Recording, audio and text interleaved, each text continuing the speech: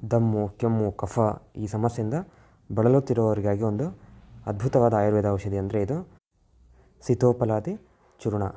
ಈ ಚೂರ್ಣವನ್ನು ಸಾಮಾನ್ಯವಾಗಿ ಕೆಮ್ಮು, ಕಫ ಹಾಗೂ ಶ್ವಾಸಕೋಶದ ತೊಂದರೆಗಳು ಇರುವವರು ಬಳಸ್ತಾರೆ. ಹೇಗೆ ಬಳಸೋದು ಅಂತಂದರೆ, ಅರ್ಧ ಚಮಚ ಪೌಡ್ರನ್ನ ತೆಗೆದುಕೊಂಡು ಅದಕ್ಕೆ ಸಾಕಾಗುವಷ್ಟು ಜೇನುತುಪ್ಪವನ್ನು ಮಿಶ್ರಣ ಮಾಡಿ ದಿನಕ್ಕೆ 5ರಿಂದ 6 ಬಾರಿ ಅದನ್ನು ನೆಕ್ಕಬೇಕಾಗತ್ತೆ. ಅಂದರೆ ಇದು ಜಾಮ್ ಥರ, ಅಂದರೆ ಲೇಹದ ಥರ ಆಗುತ್ತೆ, ಅದನ್ನು ನೆಕ್ಕಬೇಕಾಗತ್ತೆ. ಥ್ರೋಟ್ ಇನ್ಫೆಕ್ಷನ್ ಆದವರು ಸಹ ಇದನ್ನು ಬಳಸ್ಬೋದು. ಉತ್ತಮ ಪರಿಣಾಮಕಾರಿಯಾದ ಔಷಧಿ ಇದು. ಈ ಔಷಧಿ ವಿಶೇಷವಾಗಿ ಶ್ವಾಸಕೋಶಗಳಲ್ಲಿ ಕಟ್ಟಿರುವ ಕಫವನ್ನು ಕರಗಿಸಿ ದೇಹದಿಂದ ಹೊರಗಡೆ ಹಾಕುತ್ತೆ. ಆದ್ದರಿಂದ ಇದನ್ನು ಕಫ ಇದ್ದವರು ಮಾತ್ರ ಬಳಸಬೇಕಾಗತ್ತೆ. ಇದು ಒಂದು ಶೀತ ಹಾಗೂ ನೆಗಡಿಗೆ, ಕಫಕ್ಕೆ ಒಂದು ಅದ್ಭುತವಾದ ಔಷಧಿ.